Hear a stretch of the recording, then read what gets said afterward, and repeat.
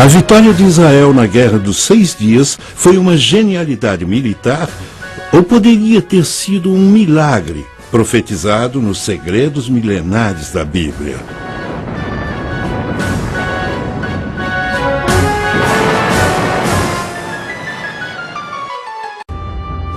No final de maio de 1967, Nasser, presidente do Egito, ameaçava Israel de total aniquilação. A União Soviética e os Estados Unidos se posicionaram em defesa de seus respectivos aliados. Os soviéticos vinham suprindo o Egito e seus vizinhos árabes com armamentos e apoio, e os Estados Unidos firmaram sua posição ao lado de Israel, mas ninguém acreditava que a pequena Israel pudesse enfrentar um ataque maciço de seus vizinhos árabes. Ninguém, a não ser Israel. Nasser recebera o que acreditava ser informações confiáveis sobre o movimento das tropas de Israel que estariam se concentrando na fronteira da Síria, mas essa informação provou ser completamente falsa. Talvez o aspecto menos conhecido dessa teoria da conspiração seja o envolvimento da União Soviética. Os registros históricos mostram que a União Soviética intencionalmente deu aos egípcios informações erradas sobre as tropas israelenses estarem se intensificando na fronteira da Síria. Eles calcularam que isso provocaria uma resposta de Nasser. E aparentemente era exatamente o que queriam. Alguns egípcios acreditam que os soviéticos passaram relatórios falsos da concentração de tropas israelenses para mostrar o quanto dependiam dos soviéticos. Mas, do ponto de vista israelense, alguns acham que os soviéticos tentaram iniciar uma guerra que resultaria na destruição de Israel. Os russos forneceram informações falsas aos egípcios, pois era uma oportunidade de conseguirem dominar o Oriente Médio. Israel era uma mini-superpotência naquela região. Então eles achavam que poderiam controlar as nações árabes e forneceram todas as armas, os tanques, os aviões e instrutores para conseguirem essa tarefa de dominar aquela área. Até hoje, os então oficiais superiores soviéticos insistem que não foram eles que deram as informações aos egípcios, mas os egípcios que deram a eles. Portanto, dito isso, podemos ver o quanto a União Soviética em 1960 tinha interesse em fomentar desavenças no Oriente Médio e abrir uma segunda frente contra o Ocidente, além do Vietnã. O plano funcionou perfeitamente. Quando o Egito recebeu os relatórios falsos dos soviéticos, Nasser começou imediatamente a concentrar suas tropas na fronteira da Síria. Isso não só divergiu sua atenção das bases aéreas no interior do Egito, como também deu a Israel uma desculpa para lançar um precedente primeiro ataque aéreo, dando a eles uma enorme vantagem para vencer a guerra. Isso é apenas uma teoria da conspiração e, mesmo que fosse verdade, ainda não explicaria por que o Egito falhou em responder ao que acabou sendo o primeiro golpe devastador de Israel, um ataque precedente contra as forças aéreas egípcias. O Egito não respondeu, pois sua força aérea tinha sido destruída no solo nas primeiras horas da luta. Os egípcios não tinham atacado antes porque estavam sob forte pressão dos Estados Unidos e da União Soviética para não fazê-lo. Especula-se que os americanos então informaram Israel que o Egito estava encurralado. As duas nações concordaram que a chance de Israel sobreviver seria atacar primeiro enquanto o Egito estava de mãos atadas. Tanto Israel quanto os Estados Unidos negaram estar envolvidos em qualquer trama em 1967. Os russos, por outro lado, admitiram ter passado para o Egito informações falsas quanto às atividades de Israel na fronteira da Síria, mas eles também continuaram a negar qualquer conspiração contra Nasser. Talvez nunca venhamos a saber ao certo se houveram acordos secretos que contribuíram para a derrota dos árabes na Guerra dos 6 Dias. Mas mesmo que houvesse alguma verdade nessas teorias, não explicaria os vários outros eventos misteriosos que aconteceram no decorrer da guerra, como no dia em que os israelenses começaram sua invasão por terra da fortificada Península do Sinai. O milagre é que Israel tinha 260 mil soldados em sua fronteira contra 600 mil soldados árabes prontos para atacar. E as chances favoreciam os árabes, é claro. Todos achavam que se houvesse guerra, Israel certamente perderia. Quando os tanques israelenses entraram na Península do Sinai, os egípcios pareciam estar dando vantagem a eles. Por exemplo, há registros de tanques egípcios fugirem sem serem atingidos e sem disparar. Mais estranho ainda foram as inexplicáveis deserções das bases de míssil terra-ar. Os egípcios abandonaram o equipamento militar, a maioria de fabricação russa, no valor de mais de $1 bilhão. Até complexos equipamentos de radar em bom funcionamento foram largados. Não é raro tropas recuarem perante um exército implacável que avança. O incomum é quando milhares de soldados deixam para trás enormes quantidades de material bélico valendo milhões de dólares e sem tentar desabilitar esse material. Isso aconteceu várias vezes na Guerra dos 6 Dias. O que fez o inimigo recuar tão depressa? Teriam eles experimentado algo tão assustador que tiveram que se retirar sem antes poder evitar que suas próprias armas caíssem em mãos inimigas? Depois de sua derrota na Guerra dos 6 Dias, os líderes árabes foram criticados pelos amigos e aliados. Como puderam ser derrotados tão facilmente e tão depressa também pelas forças de combate israelenses? O presidente egípcio Nasser continuou culpando a intervenção americana no conflito pela derrota do Egito.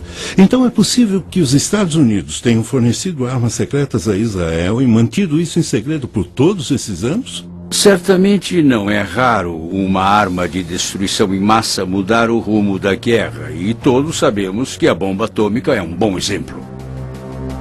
Durante a Segunda Guerra Mundial, os japoneses tinham prometido lutar até a morte. Mas quando os Estados Unidos lançaram seu poderio nuclear em Hiroshima e Nagasaki, os japoneses não tiveram outra escolha senão se render. Quando os Estados Unidos lançaram a bomba atômica, não era mais segredo. Isso provou que eles não só a possuíam, mas estavam prontos para usá-la. Que tipo de arma secreta Israel poderia ter lançado em total silêncio nos árabes, sem que eles suspeitassem? Se isso fosse possível, não teria sido a primeira vez na história dessa nação preparada para o combate. Os escritos da Bíblia falam de muitas batalhas. Batalhas cuja maioria os israelitas venciam. E venciam não porque eles fossem mais numerosos, nem por serem mais fortes, mas porque eles possuíam uma arma secreta muito importante, a Arca da Aliança. Para os israelitas, essa era a moradia de Deus. Talvez o exemplo mais conhecido do poder da Arca numa batalha nos é dado no livro de Josué, em A Conquista de Jericó. Deus disse para Josué mandar seus soldados marcharem ao redor da cidade durante 6 dias, carregando à frente a Arca da Aliança. No 7º dia, eles marcharam em volta da cidade novamente, mas dessa vez os sacerdotes tocaram as trombetas de chifre de carneiro e as muralhas de Jericó, como sabemos, ruíram.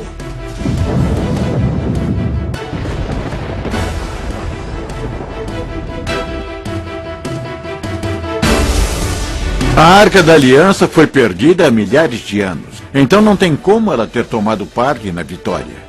Mas eu acho que havia uma arma secreta, provavelmente fornecida pelos Estados Unidos.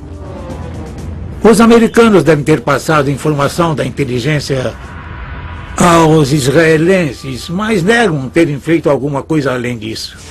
As alegações sobre arma secreta eram totalmente infundadas.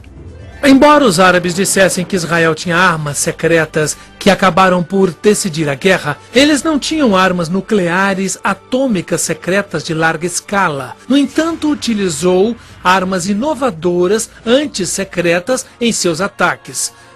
Na Batalha de Jerusalém, por exemplo, os bunkers israelenses que estavam de frente para os jordanianos tinham mísseis superfície secretos. E assim que os jordanianos começaram a bombardear o oeste de Jerusalém israelense, esses mísseis conseguiram arrasar, em questão de minutos, os bunkers jordanianos. Se as teorias da conspiração não podem explicar a surpreendente vitória de Israel na Guerra dos 6 Dias e não havia nenhuma arma secreta, devemos procurar outra opção. Talvez tenha havido uma intervenção de outro tipo que levou o general Mordecai Hode a dar a seguinte explicação. Ele disse: quando nossa nação é encurralada, ela se ergue e revida em dobro. Esse espírito é a arma secreta do povo de Israel. A força e a coragem do povo israelita certamente tiveram muito a ver com a sua vitória milagrosa.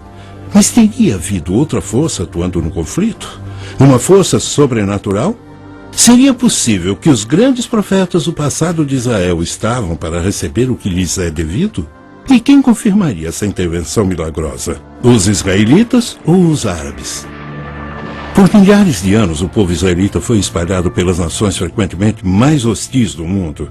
No entanto, uma esperança e uma herança em comum o mantiveram unido, apesar da fé e a coragem do povo judeu terem sido testadas ao limite extremo e além. O ano que vem, em Jerusalém. Foi o laço comum que uniu geração após geração a duradoura esperança de retornarem à sua terra natal. Talvez por causa disso, o espírito coletivo e resoluto dos israelitas se endureceu como aço, tornando-os um dos guerreiros mais destemidos da terra. Isso explicaria como eles superaram os terríveis desafios para vencerem a Guerra dos 6 Dias? Talvez. Mas também pode ter havido outra explicação. Estou convencido de que houve intervenção divina na Guerra dos 6 Dias. Comparando os dois exércitos, o seu tamanho, o número de soldados e comparando também o impressionante maquinário, você vê que era impossível isso ter acontecido sem uma ajuda externa. Israel era uma nação contra um mar de estados árabes. Parecia que iríamos perder e deixar de ser uma nação entre nações. Quando vencemos, especialmente quando liberamos a cidade sagrada de Jerusalém, não tínhamos a menor dúvida que essa era mesmo uma guerra, uma vitória projetada por Deus. Vários acontecimentos da Guerra dos 6 Dias são muito difíceis de explicar. Parecem pertencer mais a um âmbito sobrenatural do que natural. Sempre pareciam estar atuando a favor de Israel. Um cabo feminina estava num jipe com o comandante do regimento de uma unidade de blindados quando viu imediatamente surgir um fogo imenso em seu caminho. O comandante não conseguia ver nada, e a moça, pensando que os óculos dele estivessem cobertos de areia, gritou para que ele desviasse para o lado. Ele se convenceu do perigo, pois conhecia a moça o bastante para confiar em seu julgamento, embora não visse nada no caminho. Mesmo assim, desviou para uma outra passagem que surgiu entre as dunas. A coluna de veículos atrás deles o seguiu. Apenas um jipe continuou no caminho original. De repente, houve uma terrível explosão e fogo. O jipe que continuou no caminho tinha entrado num campo minado dos egípcios. Esse seria apenas um exemplo fortuito das areias do deserto pregando peças na visão de alguém? Ou o cabo de fato teve uma visão que a avisou do perigo à frente? O mais importante é por que essa guerra estava repleta de tantos exemplos e acontecimentos inexplicáveis que agiram em favor de Israel. O real milagre da Guerra dos 6 Dias foi que entre 31 de maio e 5 de junho de 1967, as condições favoráveis que quase garantiram uma vitória árabe derreteram como gelo sob o sol do meio-dia. E Israel subitamente emergiu vitoriosa. Para a surpresa de todos, acho que o poderio ocidental e todo mundo ficou totalmente chocado com a vitória após ter examinado o mecanismo da vitória de Israel. Descobriram que houve vários milagres. Surgimento de soldados que não deveriam estar lá, aparições milagrosas, como descrito por homens como Gerson Salomão, do Monte do Templo, de soldados com uniformes brancos que afugentaram os sírios. Ele conta a história de como eles salvaram sua vida. E mais tarde, ninguém conseguiu explicar aqueles soldados com uniformes brancos. Israel é um milagre. E como Deus aparece nos campos de batalha e na história de 4.000 anos, é um milagre.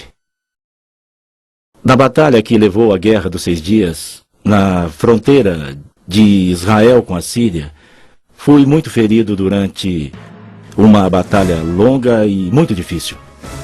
Um tanque me atropelou, então eu fiquei estirado no chão, quase morto.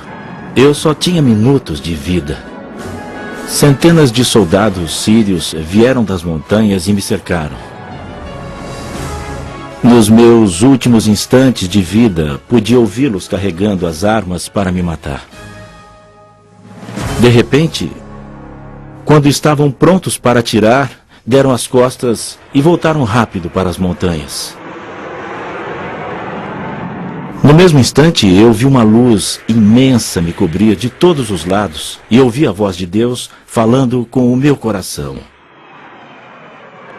Você não vai morrer aqui, Salomão. Então seja forte, eu estou com você. Poucos instantes depois, os soldados israelenses me levaram para o hospital. Um fato inusitado ocorreu poucas semanas depois. Observadores das Nações Unidas, que acompanharam a batalha entre os sírios e a minha unidade, vieram me encorajar e disseram: nós perguntamos aos oficiais árabes que comandaram a batalha contra a sua unidade por que não atiraram no oficial israelense quando tiveram a chance, e eles responderam: não pudemos matá-lo porque quando estávamos prontos para atirar, de repente apareceram milhares de anjos. Nós os vimos com os nossos próprios olhos e a única coisa que podíamos fazer era nos virar e correr rápido de volta para as montanhas. O Deus dos judeus queria esse soldado israelense vivo. Outro grande milagre aconteceu no Sinai, quando um soldado israelense que tinha perdido a sua unidade e estava sozinho, de repente viu uma unidade militar de milhares de egípcios. Eram milhares de egípcios. Quando eles o viram, ergueram as mãos e, de mãos erguidas, andaram até ele, prontos para serem aprisionados.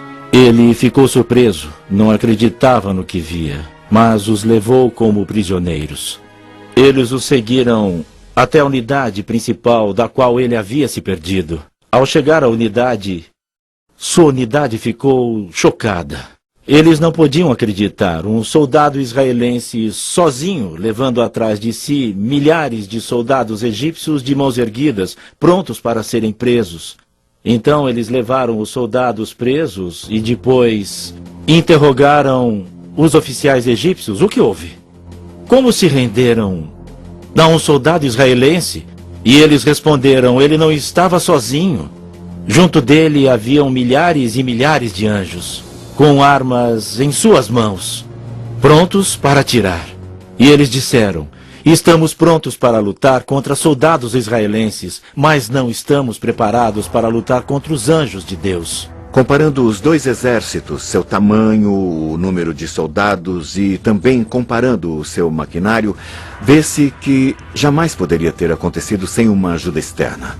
Se olharmos as Escrituras, nós vemos que Elias também esteve rodeado pelo inimigo a um dado momento. Seu servo disse: o que vamos fazer?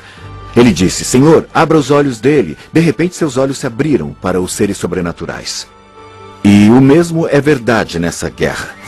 A história nos diz que os egípcios estavam subindo para a fronteira do sul de Israel quando uma mão de repente saiu do céu. Então eles ficaram com muito medo e fugiram. E essa história foi contada pelos egípcios, que disseram que algo sobrenatural havia acontecido. Essas não são apenas histórias místicas de livros. Isso é realidade na vida de Israel. Teria sido isso que o Senhor tinha em mente quando disse ao povo judeu em Levítico 26, versículos 7 e 8? Perseguireis os vossos inimigos, que cairão à espada diante de vós. 5 de vós perseguirão 100, e 100 dos vossos perseguirão 10.000. Tal ocorrência deixaria pouca dúvida quanto a quem era o seu protetor. Desde 1948, Jerusalém, o centro da fé judaica e sagrada para o cristianismo e o islã, tem sido uma cidade dividida. Israel controlava a metade ocidental da cidade e a Jordânia retinha o controle da metade oriental, que era a cidade antiga. Em 5, 6 e 7 de junho, houve uma briga ferrenha à volta toda do flanco oriental da cidade antiga. Mas na manhã do dia 7 de junho, o terceiro dia da guerra, as armas dos jordanianos se calaram. O general Uzi Narquis, da Força de Defesa Israelense, liderava o ataque. Ele conta que no quarto dia, uma calma sinistra pairou sobre a cidade. No início, ele chegou a pensar que fosse uma armadilha, mas os batedores confirmaram que a cidade estava vazia. Os jordanianos tinham saído na noite anterior, deixando todo o equipamento, e os israelenses, sem sequer atirar, entraram na cidade. Tomaram um monte do templo e alcançaram o muro ocidental.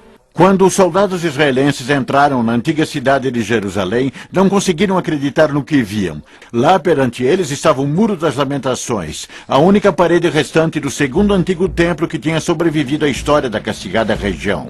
Em 1948, os árabes tinham lacrado a antiga cidade e os judeus foram impedidos de entrar nesse lugar, o lugar mais importante do mundo para esse povo.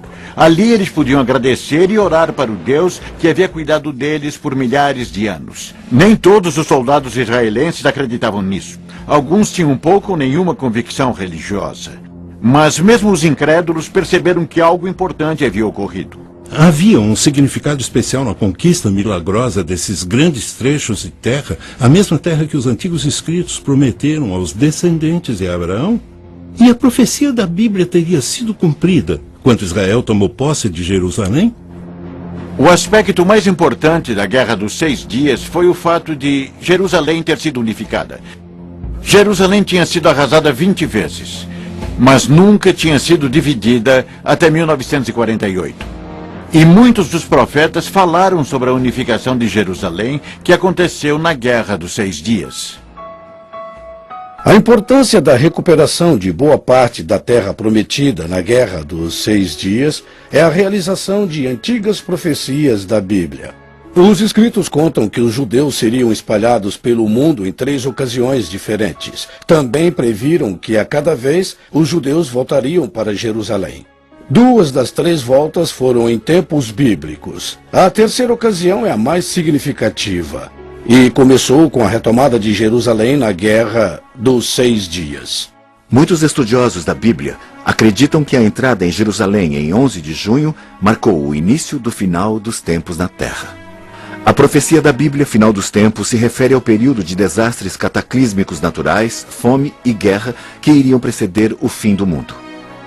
Esses eventos, então, levarão a um conflito final, a uma batalha pavorosa, o Armagedon.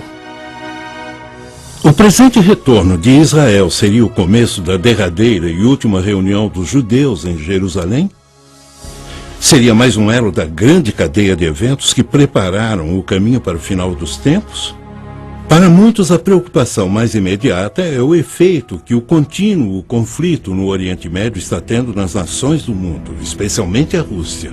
Eventos recentes indicam que o adormecido gigante da Guerra Fria foi acordado e está claramente disputando uma posição de autoridade hoje no Oriente Médio. Quando a Guerra Fria terminou e o bloco soviético se fragmentou, não demorou muito para que a sua influência no Oriente Médio retrocedesse. Então, no início de 1990, a Rússia decidiu retomar sua tradicional posição no Oriente Médio, buscando uma política independente. Isso, às vezes, envolve apoiar regimes tidos pela América como perigosos. Ou seja, os aliados da Rússia na região se tornaram inimigos da América. Em anos recentes, as tentativas de se levar paz duradoura ao Oriente Médio têm continuado, mas sim do que não, elas desabam sob o peso do antigo conflito. Por outro lado, estudiosos da Bíblia argumentam que cada vez mais as antigas profecias relativas a Israel estão sendo cumpridas.